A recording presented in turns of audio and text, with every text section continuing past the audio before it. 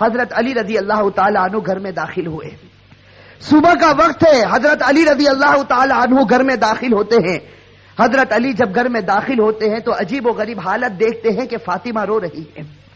اب صبح کا وقت ہے, فاطمہ رو رہی, آنکھوں سے آنسو جاری ہے, اور حضرت علی دیکھتے ہیں کہ فاطمہ چکی پیسنے کے لیے تیار ہے, اور قریب میں پانی گرم ہو رہا ہے, اور قریب میں کپڑے رکھے ہیں جس کو دھونا ہے. اب حضرت علی حیران ہو جاتے ہیں کہ میں تو روزانہ صبح گھر میں آتا ہوں, لیکن کبھی میں نے یہ تو نہیں دیکھا کہ میری بیوی فاطمہ رو رہی ہو اور پانی گرم ہو رہا ہو, کہیں کپڑے دھلنے کی تیاری ہو رہی ہو, کہیں چکی پیسنے کی تیاری ہو رہی ہو. بس حضرت علی رضی اللہ تعالی عنہ گھبرا جاتے اور اپنی بیوی فاطمہ سے پوچھتے ہیں کہ آخر یہ کیا معاملہ ہے, یہ صبح صبح فجر کے وقت کیا عالم ہے کہ تم رو رہی ہو اور یہ ساری چیزیں تیار ہو رہی ہیں. روایت کے اندر ہے حضرت فاطمہ کوئی جواب نہیں دیتی. حضرت علی جیسے جیسے سوال کرتے فاطمہ کا رونا اور زیادہ ہو جاتا. حضرت علی بہت سوال کرتے اور فاطمہ دھاڑے مار کر روتی ہے. آخر میں حضرت علی کہتے ہیں کہ تجھے خدا کا واسطہ ہے, مجھے بتا دے تو کیوں رو رہی ہے, اور صبح میں یہ کیا حال ہے کہ پانی گرم ہوتا ہے, کہیں کپڑے دھلے جا رہے ہیں, کہیں کچھ تیاری ہو رہی, آخر کیا معاملہ ہے. بس حضرت فاطمہ رونے لگتی اور رو کر کہتی ہے کہ میں آپ سے کیا بتاؤں, رات کو میں نے خواب دیکھا. حضرت فاطمہ فرماتی ہے کہ رات کو میں نے خواب دیکھا, خواب میں نے میرے آقا سرکار دو عالم صلی اللہ علیہ وسلم کو دیکھا, خواب میں نے میرے والد نبی کو دیکھا کہ وہ کسی چیز کو تلاش کر رہے, وہ کسی چیز کو ڈھونڈ رہے ہیں. فاطمہ فرماتی ہے کہ میں نے خواب میں میرے والد سے پوچھا کہ اے میرے ابا جان, اے میرے نبی, تم کون سی چیز تلاش کرتے ہو, تم کس کو ڈھونڈتے ہو؟ تو میرے نبی, میرے ابا نے کہا کہ فاطمہ بیٹی میں تجھے ہی تلاش کر رہا ہوں, بیٹی میں تجھے ہی تلاش کرتا ہوں, میں تجھے ہی ڈھونڈ رہا ہوں. روایت کے اندر ہے کہ حضرت فاطمہ رضی اللہ تعالی عنہا یہ خواب بتاتی ہے اور اس کے بعد اپنے شوہر علی سے کہتی ہے کہ علی آج میرا یہ آخری دن ہے, میرے نبی نے, میرے والد نے مجھے بتا دیا, اب کچھ ہی دیر میں اپنے خدا کو پیاری ہونے والی ہوں, یہ میرا آخری وقت ہے. حضرت علی رضی اللہ تعالی عنہ دھاڑے مار کر روتے ہیں. روایت کے اندر ہے کہ حضرت علی پوچھتے ہیں کہ اے فاطمہ, ابھی تیرے والد کو انتقال ہوئے 6 مہینے بھی نہیں گزرے, ابھی ان کا غم ہمارے سینوں کے اندر ہے, تیرا انتقال ہو جائے گا, ہم غم کو کیسے برداشت کریں گے. فاطمہ جواب دیتی ہے کہ علی اپنے شوہر سے کہتی ہے کہ جس طرح میرے ابا کی وفات پر تم نے صبر کیا تھا, میری وفات پر بھی تم صبر کر لینا. میری ماں بہنیں, اصل بات مجھے یہ بتانی ہے کہ حضرت فاطمہ رضی اللہ تعالی عنہا کی طبیعت خراب سے خراب ہونے لگتی ہے, بخار چڑھنے لگتا ہے. حضرت فاطمہ چکی پیس رہی ہے, حضرت علی ان کے ہاتھوں کو پکڑ لیتے ہیں اور کہتے ہیں کہ اب یہ بس کرو, آج تمہارا آخری دن ہے, تم ہمیں چھوڑ کر جانے والی ہو, یہ چکی کو پیسنا, یہ کپڑے دھونا, یہ پانی کو گرم کرنا, یہ سب تکلیف کیوں اٹھا رہی ہو. فاطمہ رو کر کہنے لگتی ہے, فاطمہ رو کر کہنے لگتی ہے کہ مجھے تمہارا بھی حق ادا کرنا ہے اور مجھے میرے بیٹے حسن اور حسین کا بھی حق ادا کرنا ہے. میں دنیا سے چلی جاؤں گی, میں چاہتی ہوں کہ چکی پیس کر جاؤں, کپڑے دھل کر جاؤں, اپنے بچوں کو نہلا کر جاؤں, تاکہ میرے انتقال کے بعد تمہیں کسی کے سامنے ہاتھ پھیلانا نہ پڑے, تاکہ تمہیں کسی کے سامنے ہاتھ پھیلانا نہ پڑے. روایت کے اندر ہے کہ حضرت علی ان کو سمجھا کر کھڑا کرتے ہیں, ابھی ان کو کھڑا کرتے حضرت علی رو رہے, فاطمہ رو رہی, اتنے میں وہ پیارے بچے حسن اور حسین گھر کے اندر داخل ہوتے ہیں. میرے بھائیو, سوچو اس ماں کے دل کے اوپر کیا گزرتی ہوگی جو اپنے بچوں کو, حسن اور حسین کو آخری مرتبہ دیکھتی ہے. حضرت فاطمہ دونوں بچوں کو اپنے سینے سے لگا لیتی ہے, حضرت علی رو رہے, فاطمہ روتی. ان کا رونا دیکھ کر وہ 2 معصوم بچوں کو رونا آ جاتا. وہ 2 معصوم بچے جب روتے ہیں اور اپنی ماں سے پوچھتے ہیں کہ ماں تو کیوں روتی ہے, اپنے باپ سے پوچھتے ہیں کہ ابا جان تم کیوں روتے ہو. علی کوئی جواب نہیں دیتے, فاطمہ کوئی جواب نہیں دیتی. فاطمہ صرف بچوں سے اشارہ کرتی ہے کہ تم میرے والد کی قبر کے اوپر چلے جاؤ, تم میرے نبی کی قبر پر چلے جاؤ. تاریخ میں یہ بات لکھی ہے کہ حسن اور حسین دونوں معصوم بچے ہیں, دونوں لاڈلے بچے ہیں, نبی کی قبر کے اوپر جاتے ہیں. ابھی قبر کے اوپر کھڑے ہوتے ہیں کہ اندر سے آواز آتی ہے, حضرت محمد رسول اللہ صلی اللہ علیہ وسلم کی آواز آتی ہے کہ اے میرے نواسے, تم اپنی ماں کے پاس چلے جاؤ, میرے پاس تو تم بعد میں بھی آ سکتے ہو, لیکن آج آخری دن ہے, اس دن کے بعد تمہیں اپنی ماں کا چہرہ نظر نہیں آئے گا. میرے بھائیو سوچو ان بچوں کے اوپر کیا گزرتی. وہ بچے روتے پیٹتے گھر میں آتے دیکھتے ہیں کہ ماں بھی رو رہی, باپ بھی رو رہا. یہ دونوں بچے آ کر رونے لگتے, اپنی ماں کے گلے لگ جاتے. روایت کے اندر ہے کہ فاطمہ کا بخار اور بڑھتا ہے. شام کا وقت ہوتا ہے. اب حضرت فاطمہ کو یقین ہو جاتا کہ اب میرا انتقال ہوگا, اب میرا آخری وقت آ گیا. میری ماں بہنیں کان کھول کر سنے. حضرت فاطمہ اپنے شوہر کو قریب میں بٹھا دیتی ہے. حضرت فاطمہ علی رضی اللہ تعالی عنہ کو قریب میں بٹھاتی ہے اور حضرت فاطمہ کہتی ہے, اپنے شوہر سے کہتی ہے کہ میں 3 بات تمہارے سامنے رکھتی ہوں. میری ماں بہنیں اس بات کو سنیں اور سوچیں کہ ہم اپنی زندگی کو کیسے بدلیں.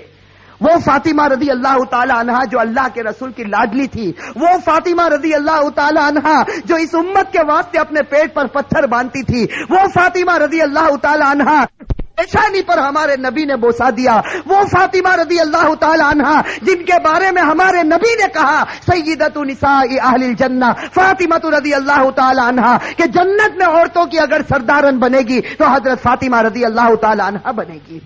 وہ فاطمہ رضی اللہ تعالی عنہا کا آخری وقت ہے, پیشانی کے اوپر پسینہ ہے, اپنے بستر پر لیٹی ہوئی ہے اور بخار بڑے زوروں کے اوپر ہے. اپنے شوہر کو قریب بٹھاتی ہے اور پہلا جملہ کہتی ہے, حضرت علی سے کہتی ہے, ان کے شوہر ہے قریب میں, معصوم بچے بیٹھے رو رہے, کبھی اپنی ماں کا منہ دیکھتے ہیں, کبھی اپنے باپ کا منہ دیکھتے ہیں. حضرت فاطمہ اپنے شوہر سے کہتی ہے کہ علی معلوم نہیں تمہارے نکاح میں آنے کے بعد میری طرف سے تم کو کتنی تکلیف پہنچی ہوگی. فاطمہ کہہ رہی کہ اے میرے شوہر معلوم نہیں جب سے میں تمہاری نکاح میں آئی ہوں معلوم نہیں میری وجہ سے تم کو کتنا دکھ اٹھانا پڑا ہوگا, تم کو میری وجہ سے کتنی تکلیف اٹھانی پڑی ہوگی. فاطمہ کہتی ہے میرے شوہر خدا کے واسطے میرے مرنے سے پہلے مجھے معاف کر دے. اپنے شوہر سے کہتی ہے کہ میرے مرنے سے پہلے مجھے معاف کر دے تاکہ قیامت کے میدان میں مجھے میرے نبی کے سامنے ذلیل نہ ہونا پڑے, مجھے میرے والد کے سامنے رسوا نہ ہونا پڑے. اے میرے شوہر میں نے تیرے حق میں کوتاہی کی, میں نے تیرے حق میں غلطی کی, میری طرف سے تجھے دکھ پہنچا ہے, اے میرے شوہر مجھے معاف کر دے. روایت میں ہے کہ علی دھاڑے مار کر رونے لگتے, فاطمہ کے سر پر ہاتھ پھیرتے اور کہنے لگتے فاطمہ تو غم مت کر, آج فکر میں کرتا ہوں کہ تو نبی کی بیٹی تھی لیکن میں تیرا حق ادا نہ کر سکا, تو نبی کی بیٹی تھی میں تیرا حق ادا نہ کر سکا. اور اس کے بعد علی ایک لمبی سانس لے کر رو کر کہتے ہیں کہ فاطمہ مجھے معلوم ہے جب سے تو میرے گھر پر آئی ہے تجھے 2 وقت کی روٹی کبھی نصیب نہیں ہوئی ہے. میرے بھائی اور روایت کے اندر ہے کہ فاطمہ رضی اللہ تعالی عنہا دھاڑے مار کر روتی ہے اور کہتی ہے, ایک دوسری بات کہتی ہے کہ اے میرے شوہر میرے انتقال کے بعد تمہیں جس عورت کے ساتھ نکاح کرنا ہو کر لینا. فاطمہ کہتی ہے میرے انتقال کے بعد جس عورت کے ساتھ نکاح کرنا ہو کر لینا. اس کے بعد اپنے پیارے بیٹے حسن اور حسین کی طرف کر کے کہتی ہے, اور حسین کی طرف اشارہ کر کہتی ہے کہ علی کے ساتھ نکاح کرنا ہو نکاح کرنا, لیکن ایک رات میرے ان بچوں کے پاس بھی گزارنا. یہ معصوم ہے, یہ اپنا اچھا اور برا نہیں سمجھتے, جب یہ بالغ ہو جائے تو ان کو خدا کے حوالے کر دینا. اور تیسری بات میری ماں بہنیں کان کھول کر سنیں, یہ ہمارے نبی کی بیٹی کی آخری وصیت, ہمارے نبی کی لاڈلی بیٹی کی آخری وصیت. حضرت فاطمہ رضی اللہ تعالی عنہا فرماتی ہے کہ اے میرے شوہر, حضرت علی سے کہتی ہے کہ میرے شوہر جب میرا انتقال ہو جائے تو کسی کو نہ بلانا, جب میرا انتقال ہو جائے, جب میری وفات ہو جائے کسی کو نہ بلانا. حضرت علی بڑے جوش میں آ جاتے اور کہتے ہیں کہ تو نبی کی بیٹی ہے اور تو کہتی کسی کو نہ بلانا, میں تو سارے مدینے والوں کو بلاؤں گا, میں انصار کو بلاؤں گا, میں مہاجرین کو بلاؤں گا, میں پورے مدینے کو تیرے جنازے میں جمع کر دوں گا. حضرت فاطمہ اشارے سے کہتی ہے کہ نہیں, میرے جنازے میں کسی کو نہ بلانا, میرے جنازے میں صرف تم ہوں گے اور میرے یہ 2 معصوم بیٹے ہوں گے, ان کے سوا میرے جنازے میں کوئی نہ آئے. حضرت علی پوچھتے آخر وجہ کیا ہے؟ حضرت فاطمہ رونے لگتی اور رو کر کہنے لگتی ہے کہ میرے والد نے مجھ سے کہا تھا کہ بیٹی پردے میں رہنا, میرے والد نے مجھ سے کہا تھا بیٹی پردے میں رہنا, میں نے میری والد کی بات کو پورا کر لیا. زندگی میں کسی مرد نے میرے بدن کو نہیں دیکھا, میں چاہتی ہوں کہ موت کے بعد بھی کوئی میرے بدن کو نہ دیکھے, میں چاہتی ہوں موت کے بعد بھی کوئی غیر آدمی میرے جسم کی طرف نگاہ نہ اٹھائے. میری ماں بہنیں آج اسی بات سے ہمیں شرم آتی ہے.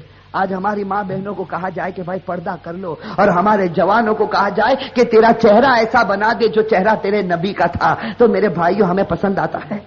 میرے بھائیوں ہمارے جوانوں سے پوچھو کہ بھائی چہرے پر داڑھی رکھ لے، ہماری ماں بہنوں کو کہو پردہ کر لے، میرے بھائیوں یہ ہمیں پسند نہیں آتا۔ بتاؤ اگر نبی سے سچی محبت ہوتی، فاطمہ سے سچی محبت ہوتی تو فاطمہ کی آخری وصیت ہے کہ زندگی میں کسی نے میرے بدن کو نہیں دیکھا، میں چاہتی ہوں کہ موت کے بعد بھی کوئی میرے بدن کو نہ دیکھے۔ روایت کے اندر ہے یہ 3 باتیں کہہ کر فاطمہ ایک عجیب و غریب جملہ کہتی ہے اور ہمیشہ کے لیے خدا کو پیاری ہو جاتی۔ آخری جملہ حضرت علی سے کہتی ہے کہ علی آج میں نے روزہ رکھا ہے۔ میرے بھائیو سنو، حضرت فاطمہ کہتی ہے کہ علی آج میں نے روزہ رکھا ہے، خواب میں میرے والد میرے نبی نے مجھ سے کہا تھا کہ سحری علی کے دسترخوان پر کرنا، افطار انشاءاللہ میرے دسترخوان پر ہوگا۔ بس یہ جملہ کہہ کر فاطمہ ہمیشہ کے لیے اٹھ جاتی ہے۔ روایت کے اندر میرے بھائی اصل بات مجھے یہ بتانی ہے کہ آخرت کا معاملہ بڑا خطرناک معاملہ ہے۔ حضرت فاطمہ رضی اللہ تعالی عنہا کو کفن پہنایا جاتا۔ روایت کے اندر ہے وہ عجیب و غریب منظر تھا کہ جب فاطمہ کا جنازہ اٹھا، 6 مہینے پہلے ہمارے نبی کا جنازہ اٹھا تھا، اس وقت پورا مدینے نے غم منایا تھا۔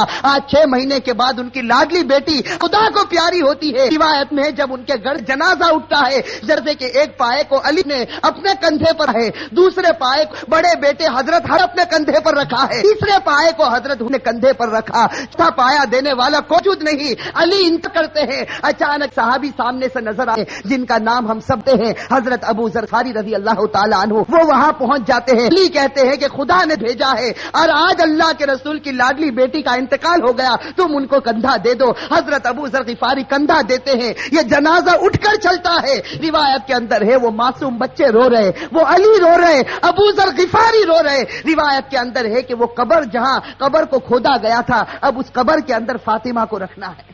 میری ماں بہنیں کان کھول کر سنیں، جب اس قبر کے اندر فاطمہ کو رکھنا ہوتا ہے، حسن اور حسین جو معصوم بچے اپنی ماں کو جب قبر میں رکھنے جاتے ہیں تو بے چین ہو کر تڑپنے لگتے ہیں جیسے کوئی مچھلی بغیر پانی کے تڑپتی ہے۔ حضرت علی کی آنکھوں سے آنسو جاری ہے، داڑھی مبارک تر ہو گئی ہے، کپڑا مبارک تر ہو چکا، حضرت علی رو رہے، وہ معصوم بچے روتے۔ ان کا رونا دیکھ کر حضرت ابو ذر غفاری رضی اللہ تعالی عنہ کے اندر ایک حالت پیدا ہو جاتی۔